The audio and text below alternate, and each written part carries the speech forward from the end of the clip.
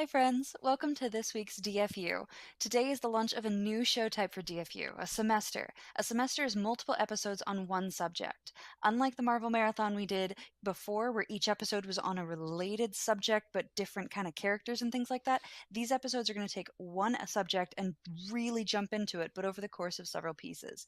We won't have quizzes in the beginning or end, and instead we're just going to have a more conversational style with me, still as a student who doesn't know anything, and again, Chris as the person who knows everything. So our first Whoa. semester is going to jump into Chris's one true love, Final Fantasy VII. Thank you for teaching me, Yes. Chris. How you doing? I'm fucking excited. I'm excited. One of the cool things that I'm doing that you don't know about, which is pretty cool, that you'll know about now, is that this is the first time during the DFU that I've had somebody behind us. And not behind us, but behind me, I have Cloud. And the reason why I've done this is because in the game you get to pick your party.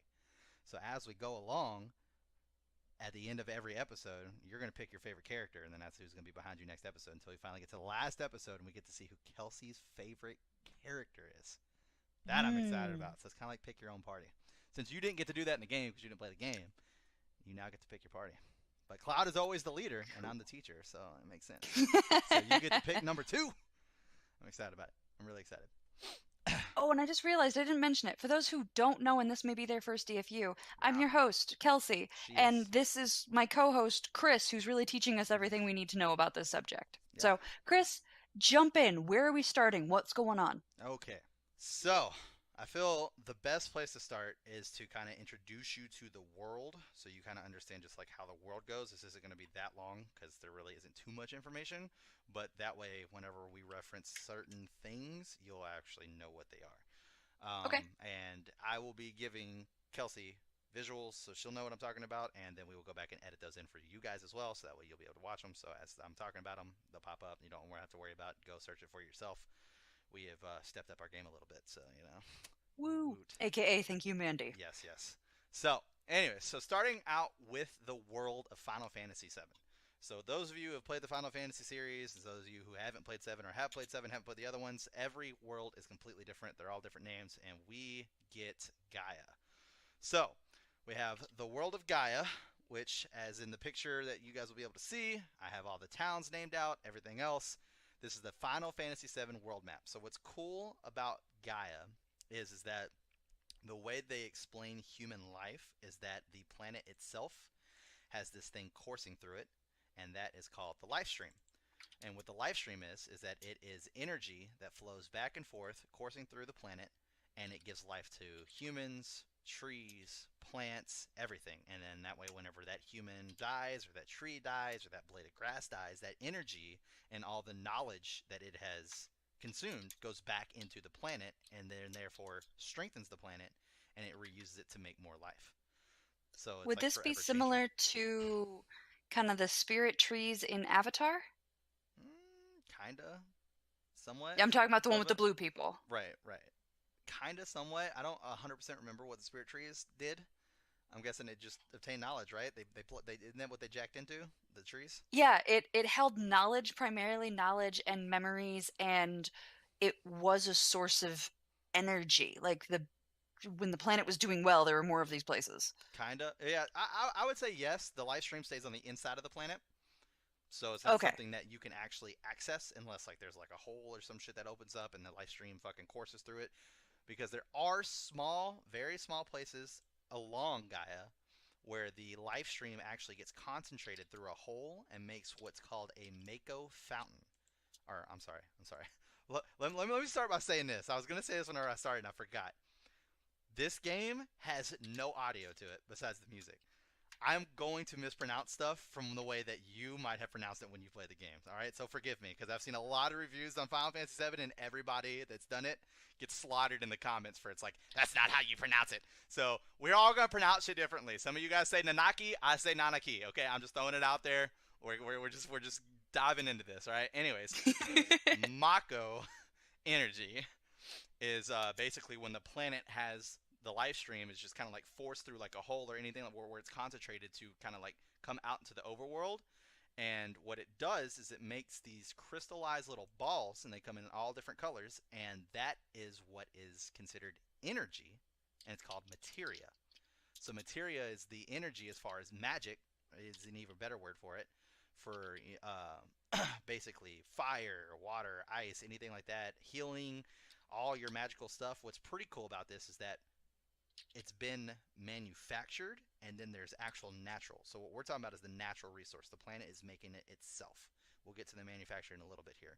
So whenever it's actually naturally produced by the planet itself, it's actually really strong stuff. So for those of you who are wanting to play the game, if you find the natural materia, that's way stronger than anything else you're gonna pick up. Just a little hint there. But which is pretty cool. So like all the little harder materias to get in the game, like Knights of the Round summon and stuff like this, which are crazy fucking monsters that you can summon to your aid, they do insane fucking damage. Well, that's because they're actually naturally born from the earth versus actually being made from the earth. So the picture you guys will see pop up here in the materia, all the different colors. We have the black materia, which is named Meteor, and the white one's called Holy. We'll get into those later. Those are a little bit more plot point wise. The rest of them are stuff you actually pick up through the game and use as characters. So the green is magic. Like I said, that's your normal fire, ice, any kind of magical type spells, healing your teammates, bringing your teammates back to life. That's all in there. Support materia is actually kind of a cool thing. So what support does, it supports other materia. So therefore, like let's say you had revive on and you wanted to revive your teammates, or heal on, heals better. So if you had restore and you wanted to heal your teammates, if you have the blue materia next to it and it's all, it will revive everybody. It will heal everybody on your team.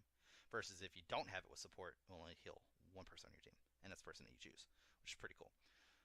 Compound, I don't know why they named it that. It's called command.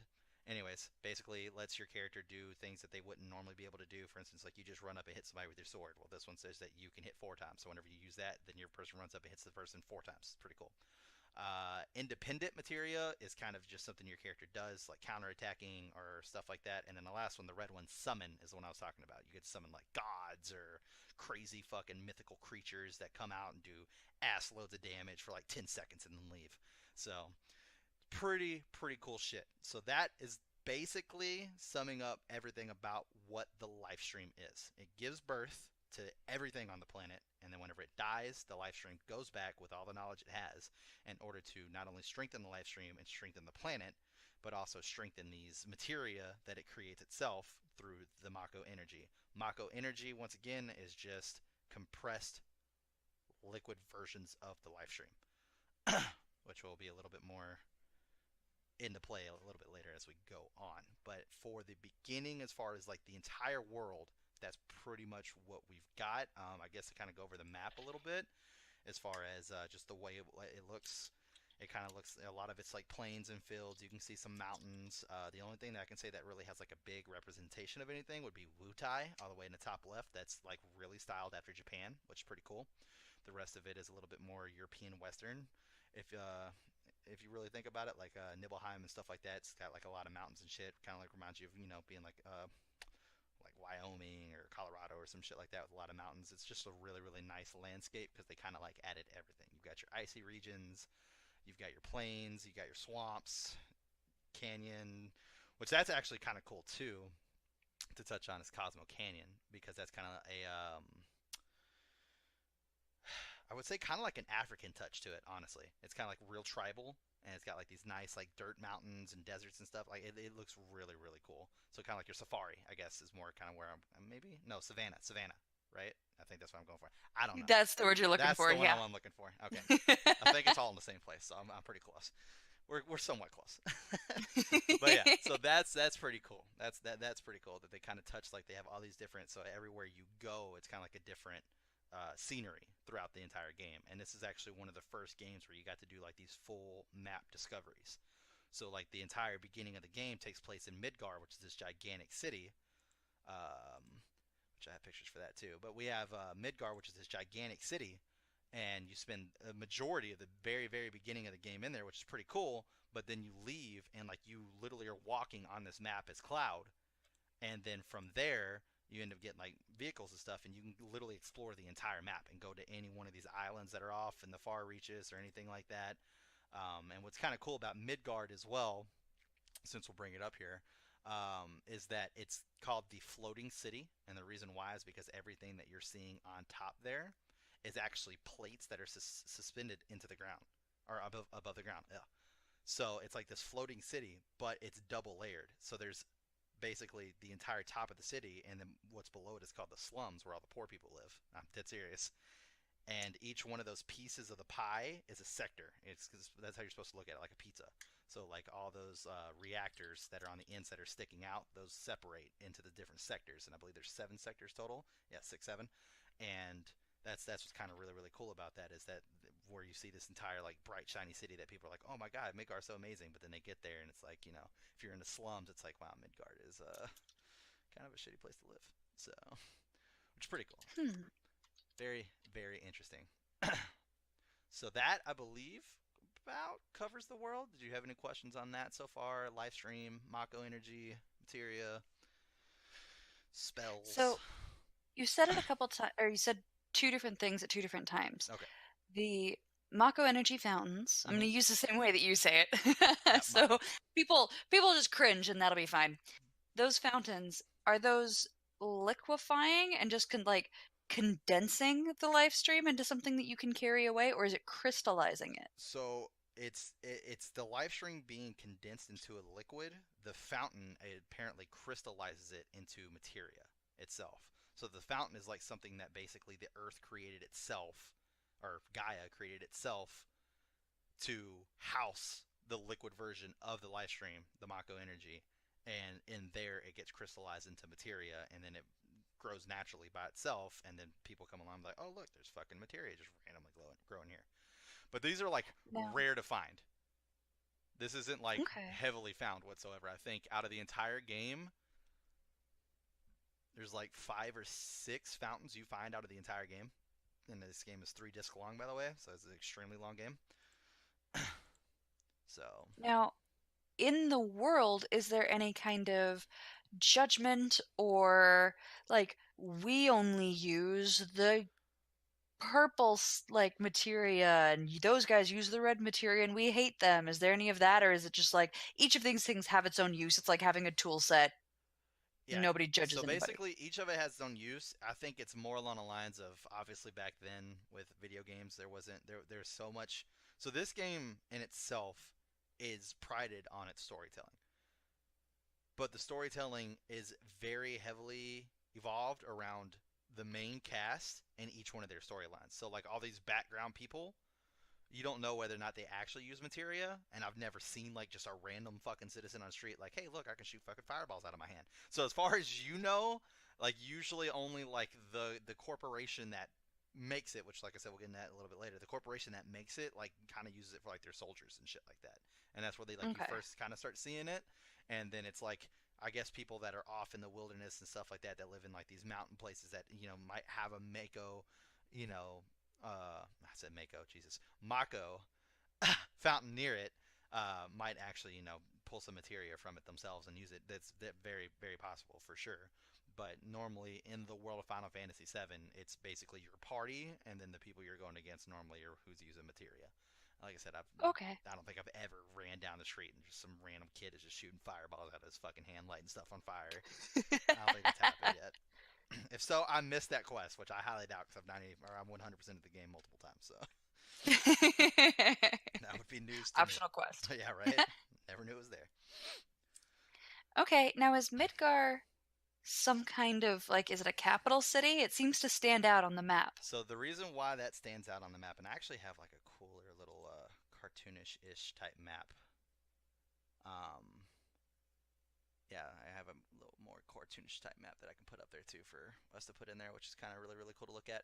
Anyways, but so the reason why Midgar stands out the most is one, it's where it mainly takes place, but it would for sure be the biggest like city. Like, and I mean that in the term of like roads and futuristic kind of buildings. Because I don't want to use the word futuristic, and the reason why not is because I don't feel.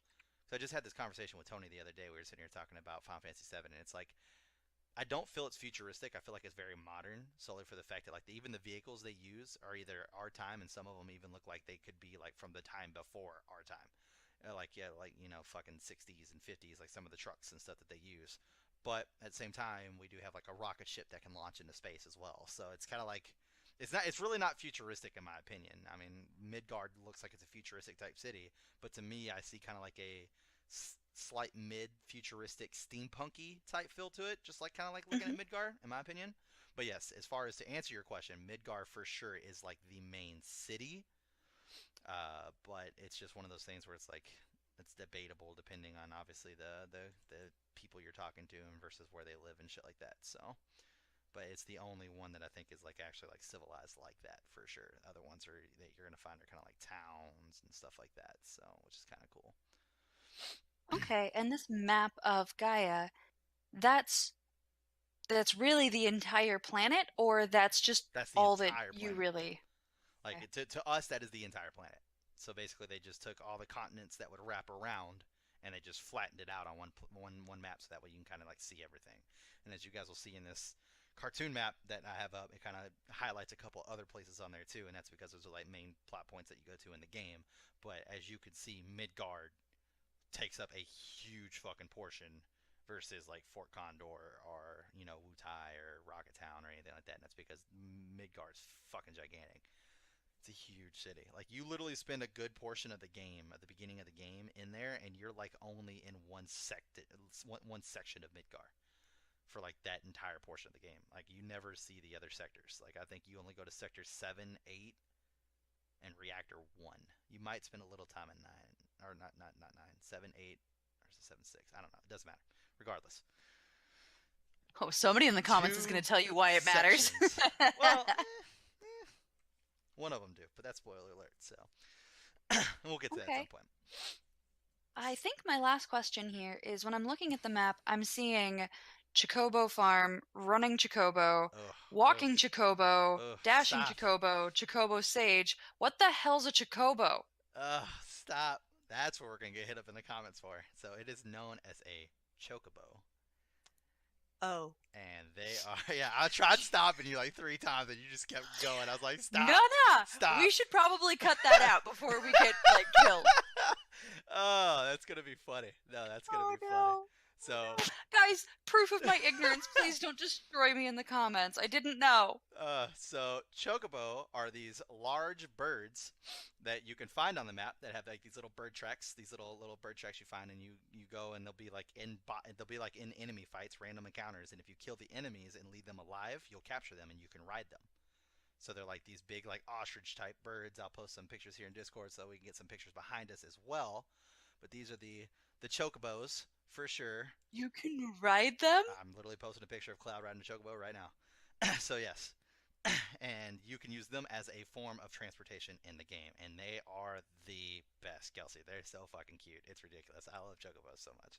They're the greatest thing in the They world. seem adorable. I want one. It's Oh, actually funny because like obviously the fucking fans aren't gonna know what I'm talking about, but my own private Discord, whenever you join, it says welcome to Midgar. It's time to race some chocobos, and then it posts this picture right here, and it's Cloud holding a little baby chocobo.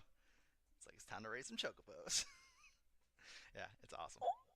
it's so cute. So that's what chocobos are. And when you actually get to a certain point in the game, not only can you capture chocobos, but you can race them and mate them as well and try to make a top tier chocobo, which I just got through doing. So this has literally zero spoiler alert at all because this isn't going to spoil anything. So you find two common chocobo and you make them mate, and then they make a female river chocobo, which is a green chocobo, and she can run over water. She can walk on water. That's how fast she is. Then you mate them again, and they have a mountain chocobo, which is a blue-ish type chocobo, and he can climb over all the mountains and stuff like that, but he can't walk on water.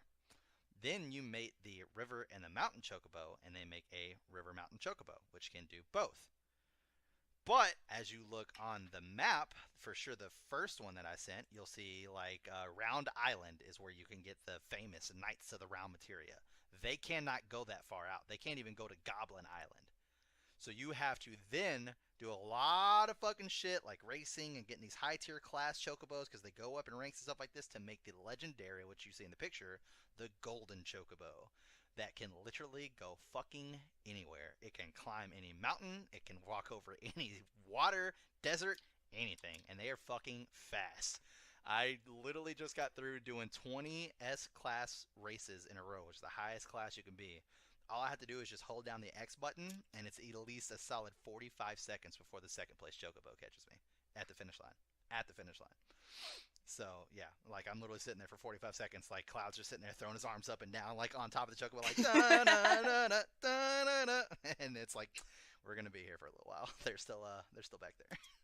So yeah, it's pretty cool, pretty cool. So yes, those are the chocobos, and they are very famous not only in Final Fantasy VII, but it has become such a big thing, and fans have fallen in love with them that they have actually shown up in other Final Fantasy games as well. So they are pretty much just all around in the entire Final Fantasy universe, which Oh, is pretty that's cool. fantastic. That's just because fans love them enough. They're like, give us more of these tall, dumb birds. Oh yeah, everybody loves the chocobos for sure, absolutely. And to even like go on another thing, just because I know how much you fucking think it's cute.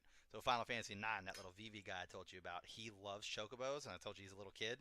So there's plenty of artwork with him and little baby chocobos just like playing around and stuff like this. Obviously, we'll throw this behind us too, so you guys can see it.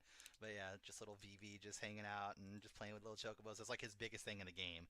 Is like he'll be walking here, hear little chocobos chirping. He's like, "Oh, can I go see the chocobos?" And they're like, "Yeah, let's take you over there." And he'll go play with the chocobos and shit. Yeah, chocobos have become a It's very so big part. charming. Yeah, the little Oh chocobos. my gosh. I have to look up a picture of a mogul for you as well. That's the other little animal that people love, but they're not as cute as chocobos, in my opinion. I love the chokies. Oh, that was so great. Just hearing you not only say that wrong, but so many times in a row. It was fucking fantastic. And I tried stopping you. I tried so bad. I was like, Kelsey, stop. What are you doing? And you just kept going. That was great. That was I great. didn't know I was causing a gigantic faux pas. Sorry. Oh, I just the cringes that are gonna happen every time you say it are going to be phenomenal. They're like, she's still saying it wrong. No, I Uh, actually wrote on my notes that I'm taking. Everybody, I take notes in these processes. I have it written out. I'm like, do not say this. So I'm trying. I'm gonna try not to do it again. That's what I'm trying to say. So when I do, please, everybody mock me mercilessly. that's what we're here for. Mm. Is to make fun of I'm Kelsey. friends with you for a reason. I know exactly what that reason is. There you go. You knew what you were getting into whenever you signed up for this. That's all there is to that. Indeed. Yeah. So there's plenty of cool like little critters like that right there. Is little cactus guys. They're pretty cool. What is the cactus guy? They're actually enemies, but they dodge every one of your attacks. Like it's very hard to hit them. Like very hard to hit them. Like it takes forever. Like I literally just my last time I probably swung at one like 48 times before I landed an actual hit. Like they're fast as fuck. It's ridiculous. But when you kill them, they give you like a shit ton of exp and a shit ton of gold. So they're good for farming, which is why people do it. But they're extremely hard to get to. Um, so it kind of takes a little while for that. But that's little cactus guys, and I'll try to get here we go. Here's like a good picture, a couple moggles. And then that's pretty much like all like the little-ish type critters in the game that people like, as far as that goes. Yeah, like I said, the chocobos are when you get high enough to be able to actually get a golden chocobo, it's totally worth. It is totally worth. Like I said, you can go anywhere you want to. There's plenty of places you can't go because your certain vehicle won't let you. I think you start out with getting first off you're on foot, then you get a buggy, then you get a plane, but the engine's tore out, so it literally acts as like a boat, and the propellers just take you around like the shallow waters. Then you get a submarine, and then you get a spaceship. Well, not a spaceship, but a rocket ship type deal that just flies around. And you can fly around the entire map. That's one of the things that people have loved about Final Fantasy VII so big is just the fact that you can explore the map as much as you can. And in that time, there wasn't really anything out there that did that. So that was Mm-hmm. something that people just absolutely loved, which is awesome. And I hope they bring back in the remake as well. Just being able to have this gigantic map that you can just like explore and do stuff like that. It's pretty cool. So, any All other right, well, that questions is about the my map? questions about the world. That's my questions about Midgar at this time. So, what's our next subject? I mean, pretty much at this time, our next subject is kind of just jumping straight into the story and getting you some actual story going on here, so you can understand what the rest of the game is. Yeah, it's a lot of pressure. I'm not gonna lie, a lot Yeah, don't fuck this up. of pressure. Like, Gotta do it justice. Oh man, you're putting this on the internet, Chris. I Like, you know, fuck I this up, know. you will never live it down. it'll be it'll be the death of Dead Funny. Let's get it. No. Yeah. Anyways, so So obviously, like I said, we know Gaia. So there was an event that happened, and I guess before I kind of jump into that, I do want to say to the fans who have played the game, if it seems like I'm giving a little bit of information here and there, my goal here is to introduce Kelsey to it the same way we were introduced into it in the game.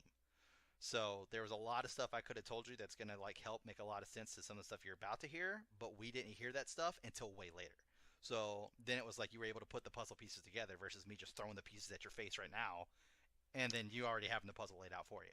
So I feel that would be a better experience because then it's like, well, wait, why? But why would they care about that? And then it's like, oh my god, that's what that does. Like, so it makes a lot more sense a little bit later down the road. Okay, Okay.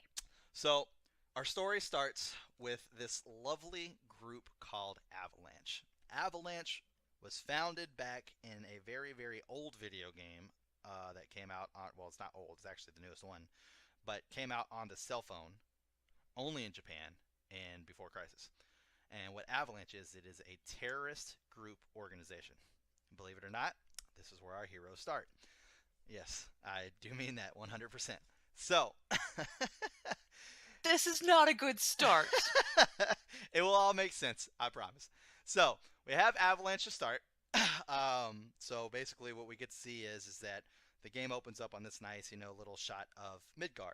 And as we see Midgar, you see this gigantic company, and it's called Shinra Corporation. What Shinra is that it is an eco-friendly energy corporation. And what they do is that they produce electricity to all the lovely places around the map through their mini reactors that they've set up throughout the map, which, that's not hurting the planet at all, Mm-hmm. to use Mako energy to make electricity. Once again, we're using Mako energy to make electricity. Mako energy is what we get when we compress the life stream, which is the actual life source of Gaia. So we are physically killing the planet to make electricity. Now, is that real fast? Is that canon? Is Shinra genuinely killing the planet, and are Yes, they that is knowingly doing this? 100%. Yes, 100%. They know what they're doing. Oh, good. Yeah, Okay, keep going. yeah, yeah. Great. There's actually a lot of funny things about this where people talk about how this is like Japan's way of what they think America is doing to the planet with all of its corporations and stuff, which is pretty fucking funny. I mean, I'm not gonna say any corporations Fair. in general, but as I'm saying this, I'm pretty sure there's a couple logos that are flashing through people's heads right now. So, Yeah, maybe one or maybe two. yeah. Maybe two.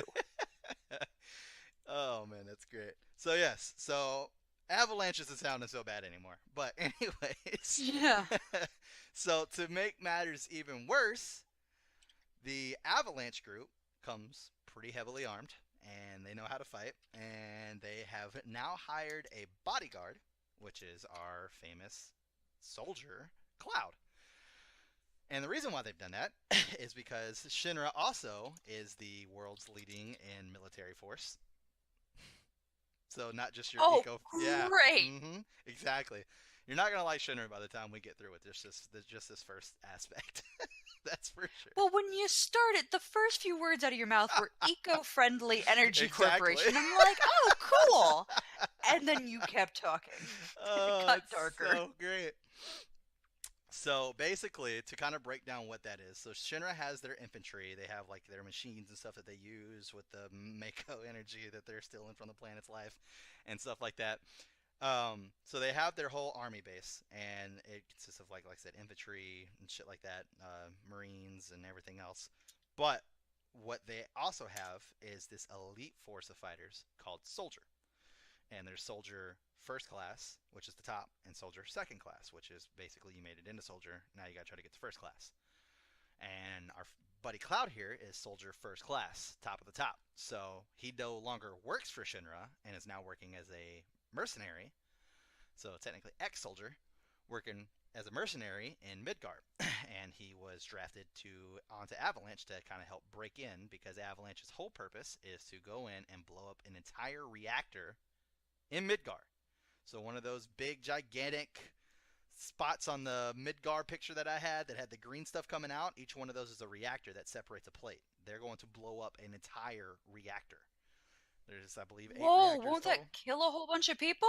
Well, once again, everybody that lives on top is either rich corporate executives that work for Shinra or just Shinra housing facilities, stuff like that. So they live in the slums. They're not out to hurt anybody. Avalanche is not out to hurt anybody. Although the leader of Avalanche, which I can say at this point, Barrett, which is one of our team members as well, should go ahead and post a team picture so that way you have people to reference. Can here. you also post a picture of Cloud? Well, he's part of the team, so he'll be in the... Oh, okay. But yes.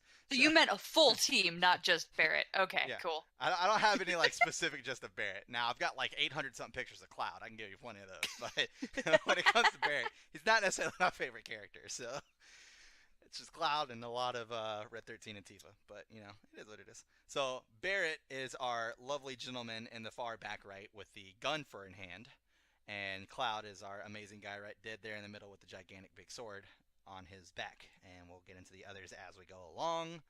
But that is all we have as we start the game. It's just Cloud and Barrett. Now, there are 3 other members that I should mention that are there, which is Jesse, Wedge, and Briggs, I think is his name. But they are just like Avalanche. They don't become like part of the actual team. They're just part of Avalanche. You don't see them for too long.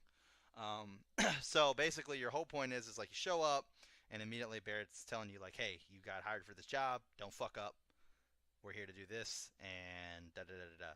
The funny part, and the reason why I want to point this out, is because this is like a running joke with Final Fantasy VII fans, and that's another reason for me doing this is to kind of like catch you up on that, because that way whenever we make these jokes, you'll know what they are. Same thing with the viewers too, if you're new to Final Fantasy. So a lot of people claim Cloud to be like this emo-ish type character, and he's definitely not. It's actually false. He's more real. It's actually the opposite, honestly. He's really standoffish, and he thinks he's better than everybody else, which is pretty funny, especially early game. So Wedge, which is this really heavy weight or heavy set weight guy, he's talking to Cloud. He's all like, "You're here to help us save the planet," and Cloud's just like, "Not interested." Like, it's so great. So that's like his famous line. That throughout the game, there's plenty of times where like there'll be dialogue things, and it's like you can talk to the people and get more information, or you can hit them with Cloud's famous one-liner, "Not interested." It's fucking hilarious. I love it. It's so good. It's so good. If I actually ever get a chance to cosplay as Cloud, I'm just gonna walk around and just like have people go to talk to me. I'm just like, "Not interested," and just walk away. It's gonna be great. Love it. So, All right, real fast, I go ahead. need Hit me. clarification. Hit me. You said the big guy on the far right with the gun for a hand. Barrett. Okay. I see a guy on the right that is holding a gun in his hand, and then there's a guy on the far left with a gun for a hand. Oh, is that who you mean? I don't know why I said it like that. I was thinking, yeah, because it's not, for some reason I was thinking about how the viewers are going to see it, but they're going to see it the same way we're seeing it. So yes, it's the guy on the left. I don't know why I was thinking it was going to be backwards for the viewers, but I thought it was going to be backwards for the viewers, so I was trying to say it for them, and that's why I said the gun on his hand, hoping that you would just get it. Okay, I'm dumb. I was trusting that that weird golden hand-like thing on the other guy was not a gun. No, that's our buddy Vincent. We'll get into him a little bit later. But yes, that is our good friend Vincent for sure. My guess is if he liked you and you wanted a head massage, he could use that to do one of those little scalp massages, and pretty wonderfully. Possibly. If you really trusted him to not just like no more skull. Yeah, that is also something that could happen. So there is our lovely guy Barrett for everybody. So that way, in case you don't know who I'm talking about, I should just have solo pictures so that way everybody can just see that person. Fair enough. I agree. And I'll get one as Cloud as we move along. But he looks cool. I like Barrett. You like Barrett? Yeah, Barrett's really cool. So he's kind of your he's kind of your unfiltered guy. He's very, very loud. He yells a lot and cusses constantly. So Dylan. Yeah, pretty much. Yeah, he's the Dylan. Although the guy you were talking about earlier, Vincent, that is Dylan's favorite character. In Fantasy VII. Just out of curiosity, is Vincent's personality like reserved and stoic and moody? Oh yeah, 100%. Yeah. 100%. That is my favorite thing ever. Everybody calls him the vampire guy, so we'll get there when we get there. But yes, that is 100% his personality. So, Oh, that's the best. Keep talking. as I said, Cloud is definitely our I'm better than everybody else. He's made it to soldier first class. He's strong as shit. Doesn't give a fuck about anybody else. And there's a reason for his attitude. We'll dive into that a little bit. And then, like I said, Barrett is he's the leader of Avalanche at the moment. He is the leader of Avalanche. And because I don't know who the past leaders were, he wasn't part of Avalanche whenever it was like, because Avalanche used to do some pretty dirty shit, but that will be a way different fucking episode. So, way different episode. Yeah, so Barrett the version of Avalanche he leads is basically to stop Shinra from destroying the planet. That is his main goal because he has a daughter named Marlene, and he wants her to be able to live long enough to see an actual planet that's not dying because of Shinra. So, which is fair enough. And I'll get a picture of Marlene here in a second as well. Um, but So basically, as I said, your whole goal is to get in there and blow up a reactor, and it kind of goes off pretty well, except for a couple little hiccups. One, you end up tripping alarms and having to fight some people, and then two, what's pretty cool, which is part of the story here, is that as Cloud's getting close to the reactor, not only do things seem familiar to him, because one, he's in Soldier, but he's never been to the headquarters. Ah. So things are starting to seem familiar to him, but then like he ends up getting like this screeching, and this happens so many times in the game, and it's like probably the biggest complaint out of everybody. They wanted you to feel what Cloud felt in these moments. So there's times throughout the game where Cloud gets like these crazy head pains, and like just this ear piercing noise happens. Yeah, they definitely play that as soon as he's having it too. So you just hear this real ear piercing noise just going on the entire time. This fucking like he's holding his head and freaking out and all this stuff's going, but he has this voice that's talking to him in his head, and it's like we've been here before, da da da da da. And then he kind of like gets up, and then Bear's like, "You okay?" And it's like, "Yeah." So they set on the bomb, or they set the bomb up, blow it up, and you go to leave, get out. They blow up the entire reactor, and they make it back to the Sector 7 slums down and beneath, back to their little hideout, completely safe and sound. Everything's good. Awesome mission. So, as we get into the Sector 7, or I guess at this point, was there any questions about that aspect? Anything that you feel I didn't cover that you had any other thoughts about? So the only really important thing about this first mission is we're introduced to Cloud, we're introduced To to Barrett. some voice inside Cloud's Yep. head Mm-hmm. and Barrett, and they successfully blow something up in Midgar and They cause all kinds blow of one of the problems. reactors up. Yes, I think it was the first reactor one. They blew up, that's all plot relevant. and that's little Marlene. That's Barrett's daughter. For the people who were interested. She does not look a lot like him. And there's a reason for that as well, and we will get to that as well. Oh man, that's great. Okay then. So that's little Miss Marlene.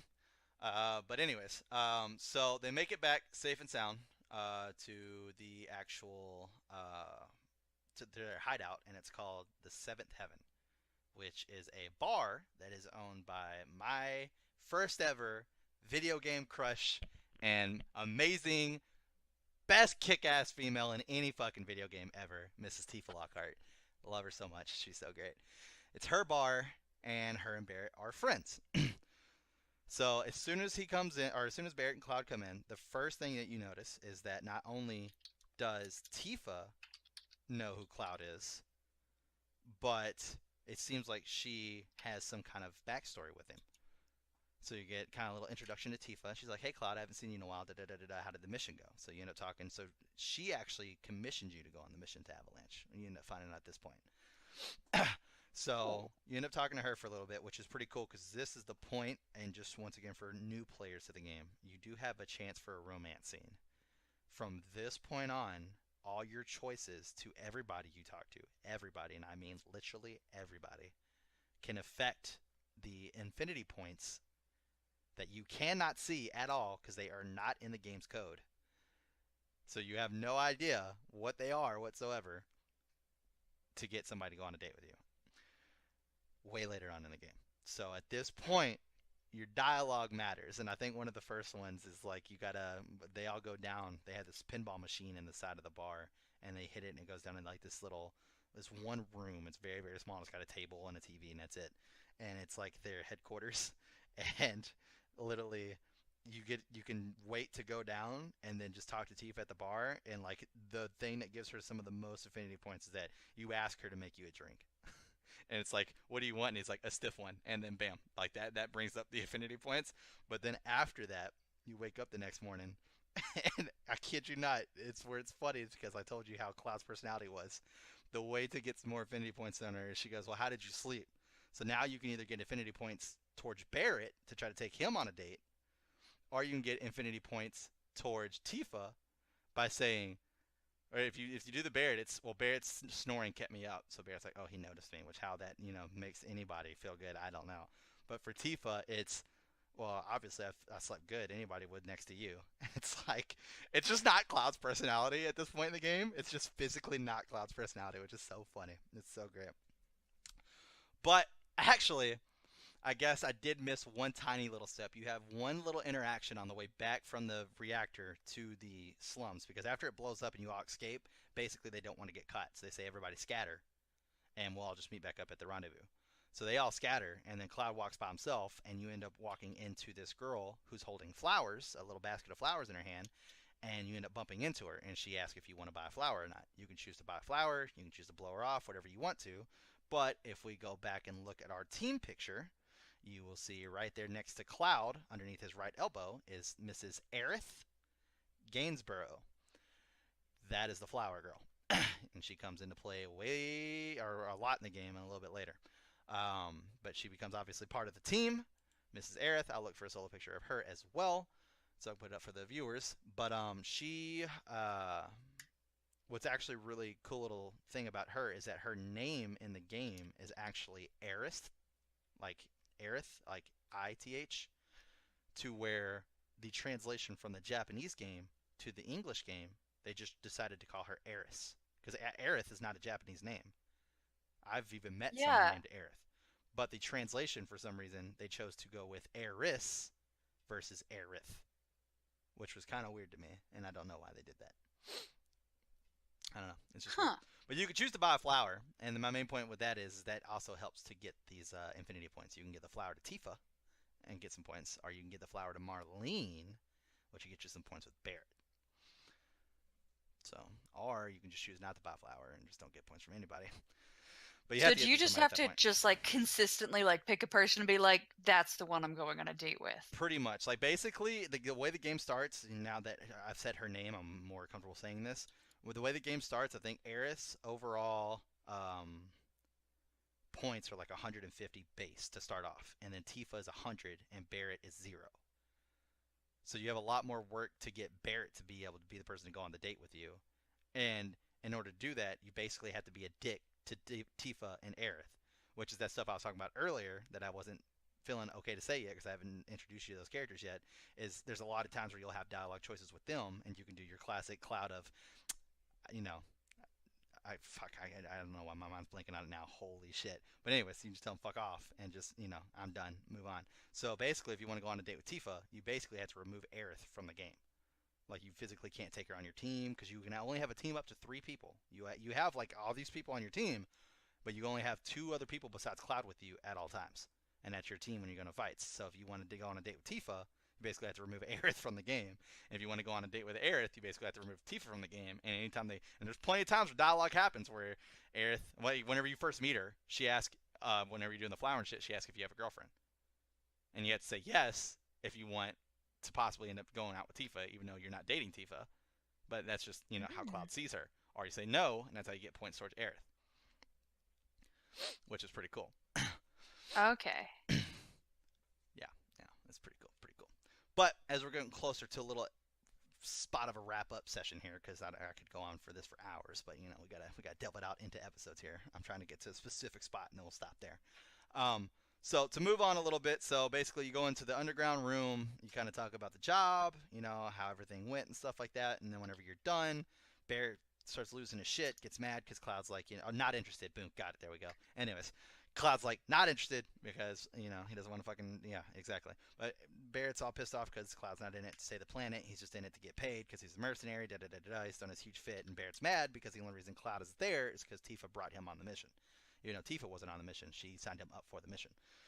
So they have this whole conversation about it, and basically the news report comes on the TV saying that there was a terrorist attack at one of the Mako reactors, and that they know it was Avalanche, and that they're now hunting for Avalanche and trying to take them out because now they're attacking the major city versus just normal Mako. Because like the Mako reactors that are around the world are just like their own thing, just one reactor. To where these are literally connected to the city. Like they literally help hold up some of the cities sometimes. I guess you could say. Maybe, maybe not. Now they're kind of like on the outside, so I guess not because the inner plates are held up. Yeah, no, no. But anyways, so they want to hunt down Avalanche to obviously neutralize them, so that way they don't have to worry about this threat happening anymore. Um, so you do the whole going to sleep. You wake up the next morning, and Tifa's going to be accompanying you on this mission this time. So now this is your first chance to have a full team, and the entire point in this mission is to go back and attack another reactor.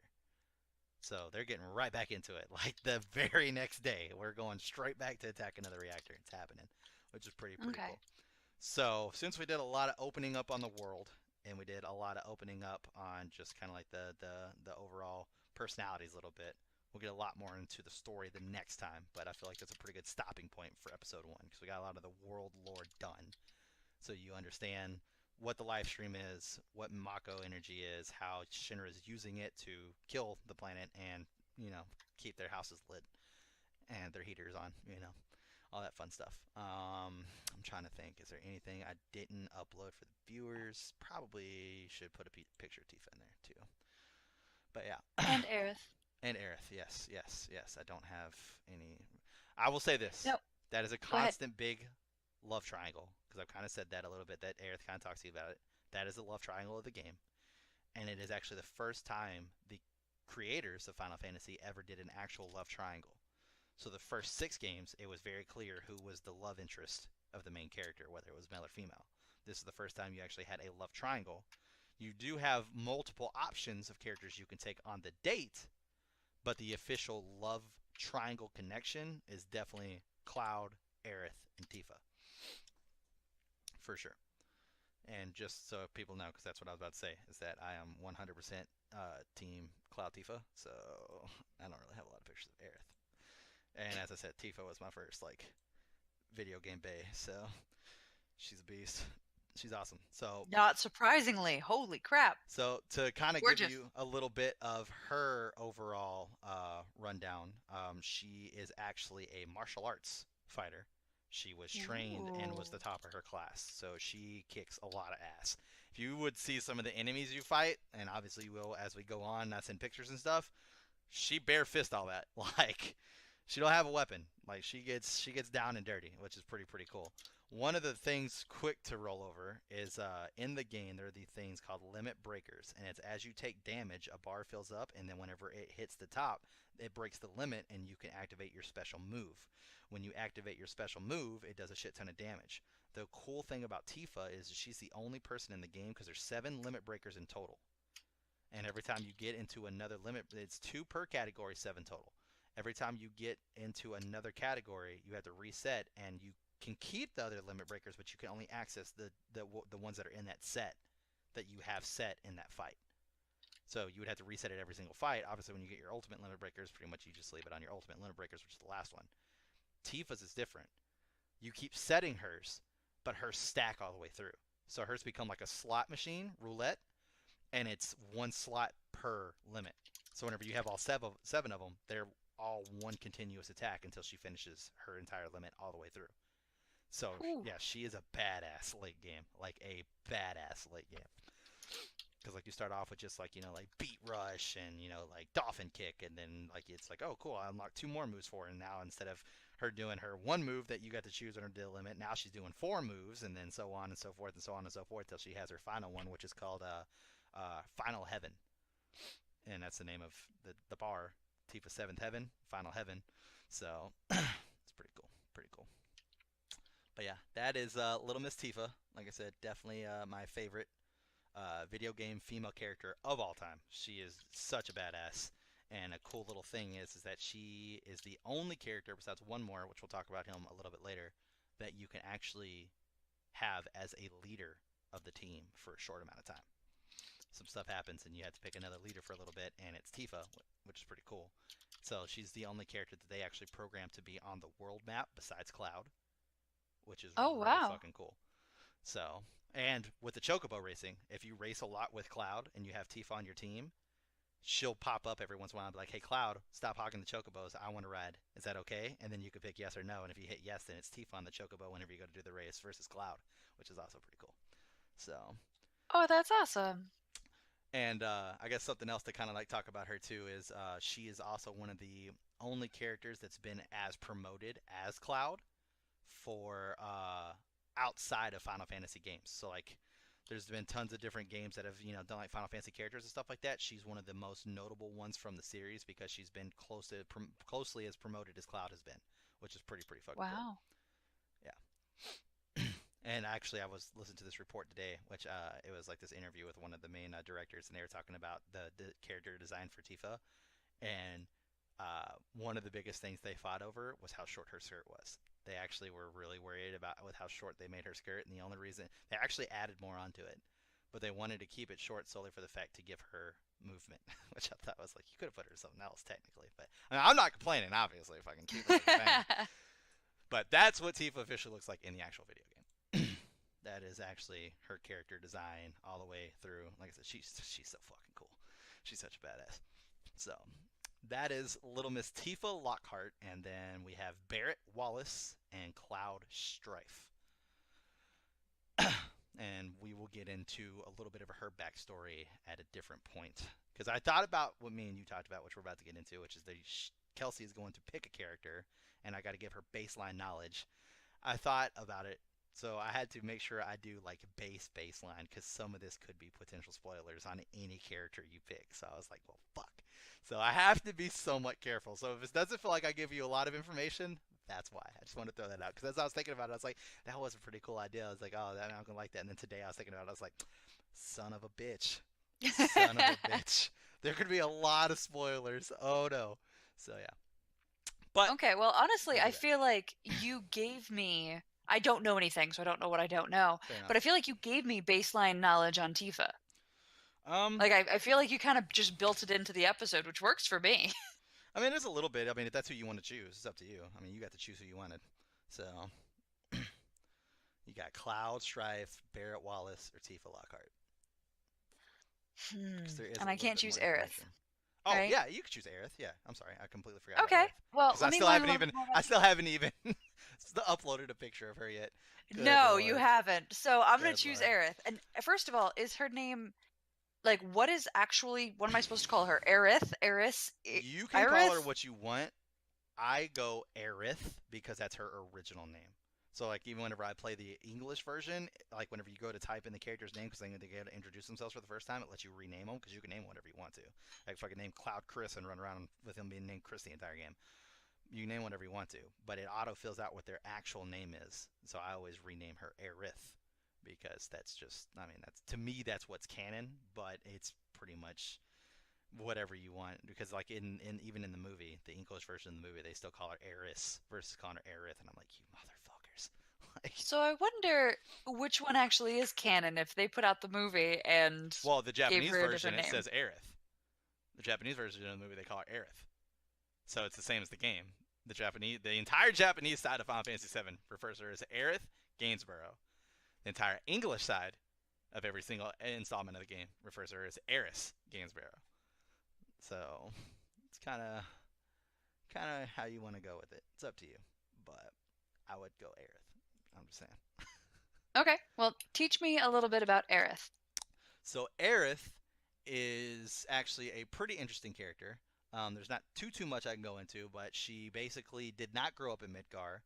She actually ended up moving into Midgar a little bit later into the slums with her mother. Something that's really cool about her is that she's really into like gardening and stuff like that. So she actually lives in a house that's a little bit away from the slums where like it's literally covered around like gardens.